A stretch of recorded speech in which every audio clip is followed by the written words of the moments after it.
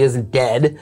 He's here with us. He's relocating to Florida and just kind of celebrating our last show, doing the press box together after doing it for many years, and appreciate it. Yeah, I'm looking forward to sharing a few stories maybe that we have or haven't talked about so far. And, you know, of course, the next transition, you know, to this move is bittersweet. We're going to miss a lot of great relationships. Yes, because you're a Southern tier legend. That must be tough to leave. That's, you know, I don't know. I haven't been in the Southern tier in still a legend. In an age now. Don't let the facts get in the way of a good story. Pat Duffy wearing 17 in honor of the start of training camp this week. Josh Allen ready to go. And by the way, I want to congratulate Greg based on his outfit and his new career down south as a professional fly fisherman. Nice. So I hope it all works out for you. Yeah. Very nice. Hey, the All-Star game was this past week, and as you look at the All-Star game, it gives you kind of a chance to... Sponsorship. Yeah, this is good. Okay, get that out of your system. Looking at the baseball players, the modern-day baseball players, we saw the best of them on display at the All-Star game.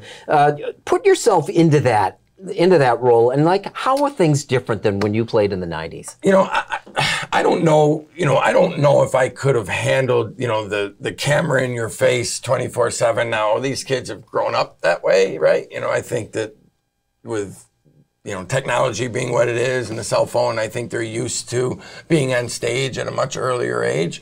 For me, truly, the transition to handling the game and then handling what came with the game, maybe the interviews or just the notoriety of it, that was hard. I can't imagine having to do it at the biggest stage of the All-Star game. Well, because like there was a point during that All-Star game, it was one of my favorite parts, was they were miking up pitchers live while they were pitching. Yeah. So like, do you think you could have pitched an inning with a mic, like a regular season inning with a mic in your ear and a mic? Yeah. Well, the way you put it, I'm glad you kind of differentiated between a regular season inning and an All-Star inning, because I think an All-Star inning is a celebration. I think, yeah, you're trying, and of course you're, you know, it'd be almost like a bullpen session. You know, you're trying in your bullpen, but your results aren't as important as they are maybe, you know, during the season. You're getting paid during the season, so, you know, every out matters.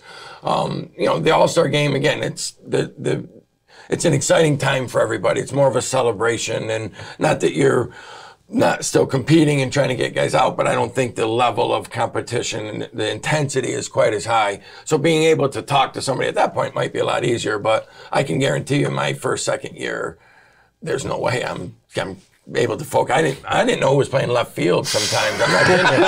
I was so worried about just me and the catcher. Biggest difference between the time you played and what the athletes have now? You know, I think a lot of it, you know, a lot of it's technology. You know, the fact that you can see spin rates and Rapsodo and some of these, you know, oh God, I can't remember the other, not to do a plug for the technology companies, but, you know, they got this new ways to just literally tell every data, and not just, you know, baseball's always been a data sport, you know, keeping track of, you know, how many hits did you get in August and things of that nature. But I'm talking about, I can tell now how much my ball drops and how much it spins. And I think that would have helped me. It might have hurt me if I was too much of a thinker. Would you have been better in 2022 than you were in 1996? I think I would have been. I think nutrition would have helped me a lot. I mean, I was a guy that was always looking for the next best answer, right? How could I get stronger? We had my strength and conditioning coach was an old football player, Brad Andrus. Shout out to Body by Brad. But he was all about getting bigger and stronger, and everything was, you know, how many steaks could you eat in a night? And so for me, you know, he in fact, I remember him telling me, you know, look at, you know, we had a couple of pitchers that were on the bigger side, but he felt like that would help them with longevity, which makes no sense to me, right? But I listened, so I was just filling my face with carbs one year. Problem was I lost some velocity going back because I'd gotten too bulky. So I think that with technology and what they know and how to train you, and, you know, even in the minor leagues now, the workout facilities are accessible. We used to have to get up and try to find a YMCA that had an old Universal that creaked and cranked.